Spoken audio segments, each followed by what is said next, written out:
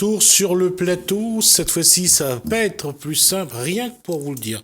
Alors, Amina Djoumoua Liadji. J'ai bien prononcé? Oui. Bonsoir.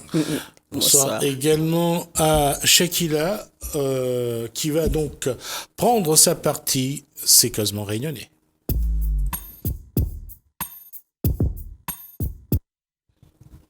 Alors, Cosmo Réunionnais, Shakila, qu'est-ce que nous avons? On va pas parler billets d'avion? Non. Elle vient au nom de la Mahoraise. On la connaît, on la voit sur tous les fronts. Amina Djoumoua Liadji. Elle est dans des associations, elle accompagne son mari qui est musicien, son fils aussi. On la voit un peu partout. C'est une femme qu'on peut pas rater, on va dire. Elle pourra nous parler un peu plus de ce qu'elle est, de ce qu'elle fait. C'est pour ça que je l'ai invitée. Ah d'accord, moi je pensais qu'elle fuyait son mari qui commençait, voulait l'enfermer. C'était pas ça alors finalement. Non. D'accord. Je pense qu'elle fait partie aussi des gens qui croient à l'amour éternel. D'ailleurs, on verra un sujet là-dessus. Pour commencer la rubrique, je souhaiterais qu'on regarde un reportage concernant un centre de formation qui a été créé à Mayotte par des Mzungu, des métropolitains, mais un jeune Mahorais s'est associé aujourd'hui est associé à ce centre de formation d'AESA. On va aussi dans ce reportage quelque part voir un petit portrait de Tafara qui est formateur dans ce centre de formation, et en même temps on va découvrir comment ce centre a été créé. On regarde le reportage et après on pourra... C'est l'engagement, moi, industriel. Je m'engage à ce que le produit ne vous rende pas malade. Alors ici, vous êtes dans les locaux du centre de formation et du bureau d'études d'AESA, qui se situe à Saint-Pierre-la-Réunion. On est une société qui travaille sur la Réunion et sur Mayotte, qui a été créée en 2007. Donc depuis 2007, on est présent sur les deux îles. Au début, nous étions spécialisés en agroalimentaire. Puis est venu, à force des associés sont rentrés dans la société, ont apporté de nouvelles compétences. Donc on a développé l'informatique, puis on a développé les langues, puis on a développé l'automobile. On a eu encore d'autres collaborateurs qui sont venus, on a réussi à développer de l'illettrisme. Voilà, et maintenant on fait tout un panel de produits avec des grandes spécificités qui sont le tourisme, savoir de base, l'agroalimentaire et l'agro. On fait également tout ce qui est digital, informatique, etc. et les langues. Donc 10-15 ans, papa, maman, j'ai trouvé l'homme de ma vie. 18 ans, mariage, 25 ans, 2, 3, 4 enfants. Ce schéma est le résultat d'une analyse sur justement la comparaison entre ce qu'on a vu en métropole et ce qu'on voit dans nos territoires d'outre-mer. Parce que quand je le présente à d'autres collègues, que ce soit même au niveau national ou d'autres outre-mer, ils me disent il est vrai dans leur territoire. Donc l'idée c'était de faire un état des lieux aux différents jeunes qu'on rencontre, que ce soit en formation ou même en dehors, sur ce qui se passe dans nos territoires. C'est comment la société évolue auprès des jeunes filles et des jeunes garçons, les mœurs, comment ça se passe, et aussi de leur faire un état des lieux visuel de ce qui se passe autour d'eux, et qu'eux ils puissent se positionner où est-ce qu'ils sont. Et qu'ils puissent par la suite identifier la formation comme étant un outil qui va leur permettre de sortir de la situation où ils sont, ou d'aller encore plus loin pour ceux qui veulent évoluer. Donc, nous, dans ce qu'on explique aux gens, souvent les personnes qu'on rencontre, quand ils sont en situation d'illettrisme, pour eux c'est un fatalisme, et ils partent du principe où tout est fini parce qu'ils ne savent pas lire et écrire. Et on essaie de les convaincre qu'il y a possibilité de sortir de cette situation d'illettrisme par la motivation. Et après, on développe des outils pédagogiques, une pédagogie active aussi, qui permet justement de montrer à la personne, tout en jouant, qu'elle a la possibilité d'apprendre et de sortir de la situation où elle est. Et par la suite, souvent, les gens, après, ils veulent une orientation métier. Une fois qu'ils savent lire et écrire, ils voient tout le panel d'opportunités qu'ils ont en termes d'insertion et d'amélioration de leur quotidien. Alors, une chose qui peut être frappant quand on écoute ce qu'il disait, c'est que il y avait pratiquement un chemin tracé, surtout pour la jeune femme qui arrive à 23, 24 ans et déjà maman de 4 ou 5 enfants. C'est ce qui était dit. Ma question pour vous deux, mesdames, on parle de la femme mahoraise. La femme mahoraise. D'accord. Juste pour dire, ce jeune formateur, Tafara Housseni, a fait une analyse qu'il appelle ça le DSA, drogue, sexe, alcool. Donc à chaque formation, il sort ce schéma. D'ailleurs, c'est le schéma qu'il a fait ici. Et je vous pose la question, mesdames, est-ce que c'est vrai qu'à 24 ans, à Mayotte, il y a des femmes qui ont déjà 4-5 enfants et qui sont déjà à ce stade, ou c'est un élément qu'il a sorti comme ça du jeu? Oui, parce que la plupart se marient énormément très jeunes, que ce soit volontairement ou pas, d'ailleurs, parce que le mariage forcé, ça existe encore, ou arrangé. Mais bon, les jeunes de nos jours, même si on leur fait pas les mariages arrangés, eux-mêmes, ils sont trop tôt dans les relations, ne font pas attention. Et oui, que ce soit à Mayotte ou ici, les jeunes femmes de chez nous, souvent à 25 ans, ils ont déjà 3, 4, 5 ans. Enfin, rares sont ceux qui... vraiment, parce que mon exemple à moi, à 20 ans, j'avais déjà mes 3 premiers enfants qui sont maintenant grands. Et ma fille, à 26 ans, je refuse qu'elle se marie encore. Et je la pousse vers les études et tout. Je veux dire, on n'a pas eu... Elle a quel âge? 26, enfin 24. Là, le plus grand qui a 26. Je la pousse encore vers les études. Les études, la réussite. À chaque fois qu'elle veut me parler de moi, je lui dis non. Avant, c'était ton bac d'abord, après le bac, ton BTS d'abord, après le BTS, ton permis Est-ce que pour ces jeunes qui sont dans la tradition, parce que la tradition est aussi très importante à Mayotte, est-ce qu'on ne les pousse pas à se marier pour qu'ils puissent avoir des relations sexuelles naturelles, je dirais, parce que certaines sont obligés de se cacher, comment trouver un équilibre pour qu'elles aient une vie aussi, même si qu'elles se marient ou pas? Vous pointez le doigt sur un sujet. Je ne pointe pas le doigt. Je tiens absolument à le dire. Je ne critique pas. Je pose une question. Dire, le sujet, il est très sensible, mais oui. il est intéressant parce que chez nous, on ne parle pas de sexe. C'est tabou. Oui, mais vous n'en parlez pas. On n'en parle pas au sein du foyer familial, avec nos parents, avec nous, parce que c'est interdit, c'est haram. Mais il faut savoir, d'ailleurs, c'est ce que pointe le doigt d'Aïza et ce jeune, dans son analyse DSA, c'est que des jeunes filles, même plus jeunes que nous, là, moi et Amina, elles ne savent pas lire, elles sont en situation d'illettrisme. Elles ont 4, 5, 6 enfants. Oui, mais c'est ça, c'est là la question. Et je ne cherche même pas à essayer de dire que c'est bien ou c'est pas mon sujet. Mon sujet, c'est de dire qu'il y a un âge, l'être humain, que ce soit un homme ou une femme, a des besoins, le corps se manifeste et on regarde l'autre individu qui nous intéresse avec un œil parfois affamé. Et c'est normal, je veux dire, c'est naturel. Comment expliquer à des jeunes gens dont le corps sont en construction qu'ils doivent attendre ou pas attendre? Là, c'est la maman mahoraise qui va parler, en fait, ce que je vois dans l'ensemble, pas mon cas, parce que moi, j'ai d'autres. Comme on a eu d'autres idées pour moi, j'ai d'autres idées pour mes enfants. Mais je parle en général. La maman mahoraise d'aujourd'hui, c'est quoi? Pour éviter le scandale. On a vu ta fille dans un tel endroit avec un garçon, c'est totalement inimaginable et honteux. Donc, dès qu'on vous dit qu'on a vu votre fille qui marche avec un tel souvent, ou la fille elle-même, elle vient vous voir pour dire, voilà, je veux ou je suis avec un tel, la phrase qu'on entend souvent de la part de la maman mahoraise, c'est on va les marier pour éviter... le scandale. Pas le scandale, mais pour éviter qu'ils aillent faire n'importe quoi et qu'elles nous ramènent une grossesse hors mariage.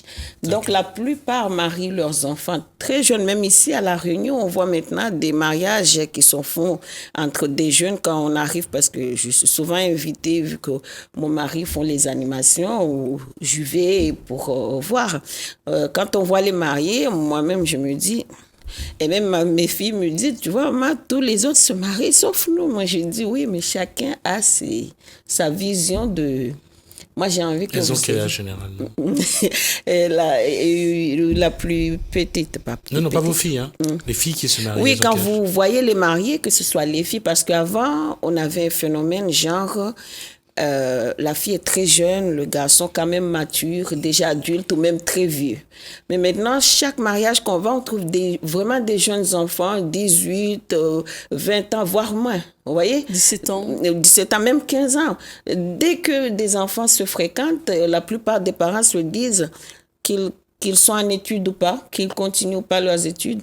On va les marier pour éviter qu'ils nous ramènent une grossesse hors mariage ou que le garçon fait n'importe quoi. Bon, chez nous, il faut se marier vierge, donc il dévierge mon enfant et après il dit c'est pas lui. Donc là, ils font les mariages. Et c'est pas que à Mayotte, même ici dans la communauté. Il faut savoir que dans la communauté, l'océan Indien, Comores, Mayotte,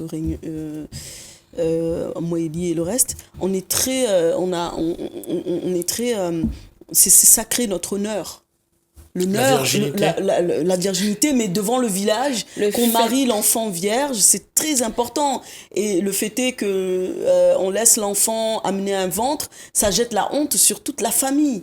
Donc, et moi, par exemple, dans toutes les familles, tout mère d'enfant de famille connaît, c'est inimaginable dans la société que je ne marie pas ma première fille et mon premier garçon. Ça, c'est quelque chose, quels que soient les choix qu'ils font. Mais je dois me battre pour célébrer leur mariage. Avant, ça se passait que entre membres de la communauté. Mais maintenant, ce qui se passe, c'est que moi, mon fils, il va se marier avec une créole, lui se mettre avec une créole à ménage. Moi, je vais essayer de le convaincre d'au moins me laisser faire le grand mariage aux yeux de la société, parce que ne pas marier son premier garçon et sa première fille selon les rythmes et tout, inviter tout le monde à participer, c'est vraiment quelque chose qui vous ramène à un niveau social, quelle que soit votre fonction, quel que soit votre statut, ce mariage-là aussi joue un rôle. De marier son premier enfant, c'est quelque chose qui vous met au-dessus du président de la région, par exemple. Dans notre communauté, en fait, le président du conseil général, s'il n'a pas marié sa première fille, son premier garçon, traditionnellement, et je veux dire, devant une assemblée populaire du village ou communautaire, il est derrière moi. Il perd la face. Ben, on y était d'ailleurs, il y a un week-end, on y était avec Amina d'un mariage. D'ailleurs, j'ai ramené le reportage ici. Et on a vu justement tout ce qui avait été organisé. C'est combien de minutes le reportage ou plutôt le mariage? Non, le reportage qu'on doit passer normalement. Ah, le prochain reportage? Oui. Non, c'est pas celui-là qui part. Ah, d'accord. Non, celui-là, on l'avait regardé dans une autre émission. On avait découvert le Manzaraka. Mais il faut savoir que les familles déboursent beaucoup d'argent pour cet honneur-là. Il n'y a pas de prix. 30 000 euros. Je vais juste vous poser la question, c'est quoi le Manzaraka? Ben justement, c'est ce qu'on a vu dans l'émission. D'ailleurs, il faut la regarder, il faut la diffuser. Le Manzaraka, c'est la présentation de la mariée à la famille du marié et au public. C'est tout le village en fait qui participe. Elle arrive dans une salle pleine de ça, personnes. À la Réunion, on appelle ça l'entrée donc dans la famille. Voilà. Qui ont déjà été nourris abondamment et puis devant un orchestre qui anime. Ils égorgent des bœufs. Voilà, c'est tout le village qui participe. Donc pour le deuxième reportage, ce que je vois qu'on on n'a pas bu. Oui, 3 minutes. D'accord. Okay. Voilà. Donc, est-ce que vous croyez à l'amour éternel, Amina? Éternel, je ne sais pas, mais l'amour, oui. Bon, dans ce reportage, on approche peut-être pas de l'amour éternel réel ici, ça existe peut-être pas pour nous, mais dans l'imaginaire et pour ce couple-là, qui depuis 50 ans vivent ensemble et ont eu des enfants et sont toujours aussi amoureux qu'au premier jour. Monsieur et Madame Marie Kivois, c'est tout de suite, on regarde le reportage et après on réagit.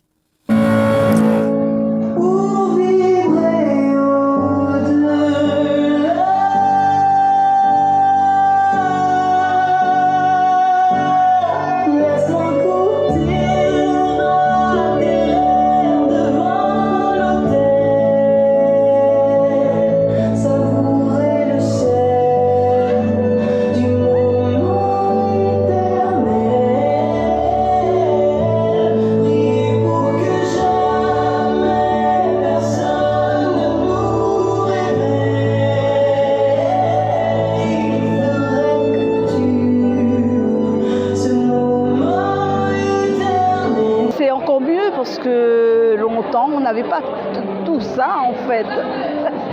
Voilà, la famille suivait, mais c'était pas pareil. Voilà. Et puis là, c'est différent parce que on a déjà concrétisé l'amour et on continue.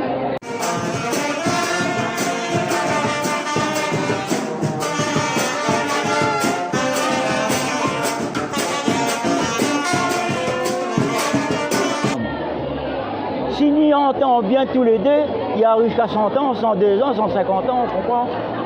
Ça, la vie, c'est comme ça. Ça dit l'entente. Parce que nous, avec le papa-maman, longtemps, nous écoutons le papa-maman. Ben, nous arrivons à la limite, ben, nous avons choisi de notre côté. Ben, là, aujourd'hui, nous vivons ensemble.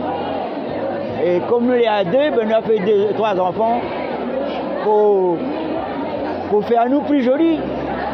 Et nous avons fait grandir nos enfants, et voilà, aujourd'hui, ils sont des grands, ils sont des contents, et ils vont suivre à nous.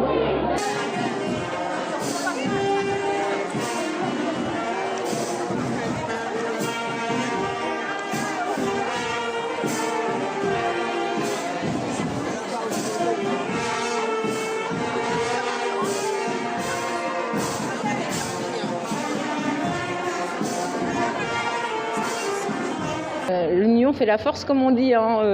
Effectivement, c'est une force d'être à deux. Seuls, déjà, ils sont forts, donc à deux, encore plus. Donc, c'est merveilleux. Tout à l'heure, vous disiez que c'est un exemple pour vous. Ah oui. Ah oui, c'est un exemple pour moi. Je ne l'ai pas suivi parce que bon, la vie ne m'a pas permis d'avoir la même chose qu'eux. Mais je suis fière de mes parents, de ce qu'ils ont pu faire, se marier, nous avoir fait grandir. Et s'aimer autant pendant tout ce temps, avoir passé des bons, mauvais moments ensemble, avoir avancé ensemble, c'est génial, quoi. C'est ce qu'on peut souhaiter à tout le monde, tout être humain, quoi. J'allais dire, c'est vrai, s'aimer, c'est quelque chose d'extraordinaire. Avoir l'opportunité de partager un amour avec quelqu'un, c'est surtout pouvoir se donner, je vais dire, un chemin de vie. Et je pense, mesdames, puisque vous êtes mariées, vous avez ce plaisir-là également, on peut dire ça, je veux dire que c'est vraiment prendre un chemin de vie ensemble. Je tiens à m'excuser pour le son, j'ai pas fait le montage sur le même logiciel, du coup, j'ai pas pu régler le son, je l'ai fait sans écouter, désolé. D'accord. On peut dire ça, ou il y a un moment où on se dit qu'on a envie d'autre chose? Je ne sais pas pour les autres, mais moi, non.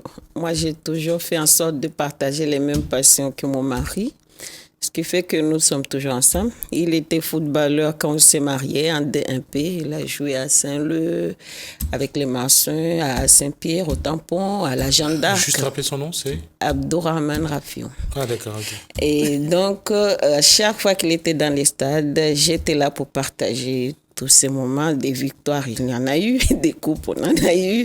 Et donc, des défaites aussi, on en a eu. Des défaites, pas trop, parce qu'il avait ses jambes quand même, surtout à Saint-Leu et au Tampon, des triplés à chaque fois on a eu. Du coup, les victoires, on les prenait pas trop. Et du coup, je rappelle qu'il était le premier Mahorais à jouer dans la sélection de la Réunion, médaille d'or de l'océan Indien, pendant que Mayotte n'était pas admis, lui il y était, on y était. Et donc, après le foot, parce qu'il s'est fait opérer des ligaments, donc il refusait de prendre plus de risques, il avait mal à chaque fois.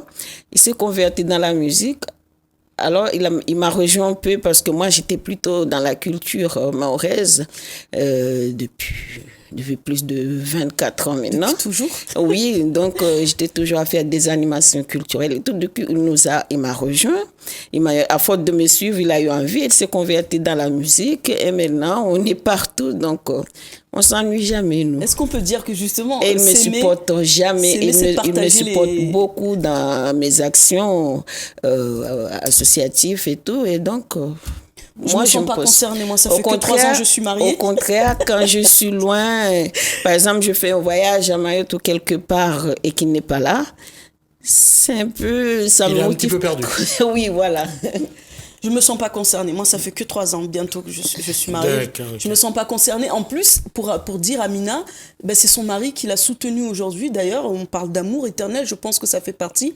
Elle était pas bien. Elle avait la migraine. C'est son mari qui l'a soutenue, qui l'a amenée jusqu'au plateau, depuis Tampon jusqu'ici. Moi, je pense que c'est une preuve d'amour. En plus, quand on entend comment elle parle de son mari, ça donne envie d'aimer, non? Vous n'avez pas envie d'aimer? Je vais pas Et surtout répondre. quand vos enfants vous disent demain si je me marie, je vais être comme toi et papa. Donc, D'accord, c'est une très. Non, tout à au fait. niveau de la communauté, c'est un peu mal vu parce que c'est les hommes d'un côté, les femmes d'un côté. C'est rare de voir des couples dans les publics ensemble. Et moi, partout où je suis. Donc, au début, on paraissait un peu bizarre au niveau des gens parce que voir une femme dans les matchs de foot ou dans les groupes de musique, du côté des musiciens et tout, c'était un peu... Mais au fur et à mesure, les gens ont commencé à imiter. Ils font des choses ensemble, en couple. Et je pense Juste pour terminer, Amina ne fait pas que de la culture. Amina aussi est sur un autre combat concernant ce qui se passe actuellement en Mayotte avec les conflits. On a deux collectifs ou plusieurs parce que nous-mêmes on est perdus. Et Amina en fait vient de rentrer de Mayotte. Elle fait partie de l'un des collectifs. Ouais. Et justement, Amina, est-ce que vous pouvez nous en dire un peu plus? D'abord, pour éclaircir, il n'y a pas de collectif à Mayotte. Il y a eu à un certain moment un soulèvement de la population pour protester contre la feuille de route qui a été signée entre les Comores et la France et pour protester contre le retrait du visa Balladur et aussi pour réclamer une piste longue à Mayotte. Deux grandes mobilisations qui ont rassemblé plus de 20 000 personnes à chaque fois. À ce moment-là, REMA, qu'on est ici, Réunion Mayotte en Action, on s'est joint au mouvement comme on le fait d'habitude. On a organisé des mobilisations en soutien depuis à la préfecture de la Réunion avec des acteurs qui nous aident comme à chaque fois. Et là, à partir de là, quand on a vu ces deux mouvements-là réussir, les syndicalistes de Mayotte, qui n'étaient plus à la page depuis les événements de 2011, au vu de tout ce qui s'est passé, quand ils appelaient la population, ne venaient plus.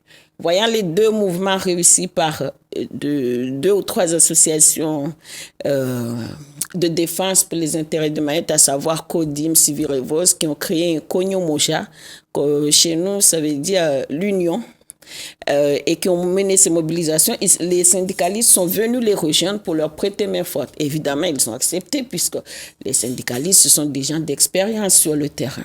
Ils ont en ce moment-là créé un collectif pour les citoyens de Mayotte, pour défendre les intérêts de Mayotte. À un moment, on a eu Estelle qui est arrivée, qui a convaincu les syndicalistes qu'il fallait... Estelle, ancienne journaliste internationale. Qui a convaincu les syndicalistes et les autres de déclarer le collectif en une association pour mieux pouvoir défendre juridiquement les intérêts de Mayotte, d'après ce que j'ai entendu. Mais les autres membres qui étaient là avant les associations, ils ont dit à quoi bon de déclarer une association en le nommant collectif, alors que nous, déjà, dans le collectif, on a plusieurs associations, loi 1901. Ça ne sert à rien de déclarer. Donc, entre-temps, la déclaration a été faite en préfecture pour le collectif et les autres se sont retirés et ont gardé le Konyo Moja. Donc, ce qui fait que ce collectif-là n'a jamais été dispersé. C'est juste les syndicalistes et Estelle qui ont créé une association, loi 1901, nommée collectif des associations pour les défenses des intérêts de Mayotte. Donc, du coup, on a une association nommée collectif et un collectif des associations de défense pour les intérêts de Mayotte. Ce qui crée quand même, ça crée quand même des divergences. Aujourd'hui, en tout cas, vous êtes ensemble pour défendre Mayotte, c'est ça? Pas vraiment. Vous êtes divisés? Justement, je ne dirais pas divisé et je ne dirais pas que je suis dans l'une des collectifs. Vous savez, REMA, c'est pour aider à défendre les intérêts de Mayotte. Que ce soit l'un ou l'autre qui monte un mouvement pour défendre Mayotte, une action que je juge pour Mayotte, on est là, on est avec eux. Mais c'est vrai, j'ai rejoint le collectif des associations parce que nous-mêmes, on est un collectif qui se sent plus avec le CODIM, Civirevos, que les syndicalistes qui sont plus pour les entreprises. Alors, je vais vous demander, on va clore le truc parce qu'on a dépassé déjà de 4 minutes. On va être embêté sinon. Je vous reçois la prochaine fois et on parle plus en détail de toute cette action-là. Et puis, on pourra présenter Yazidou Mandoui qui aussi défend Mayotte à sa manière. On aura des interviews de... Voilà, merci à vous deux, merci à vous de nous avoir suivis. Bienvenue dans votre émission, La Réunion, les LAD,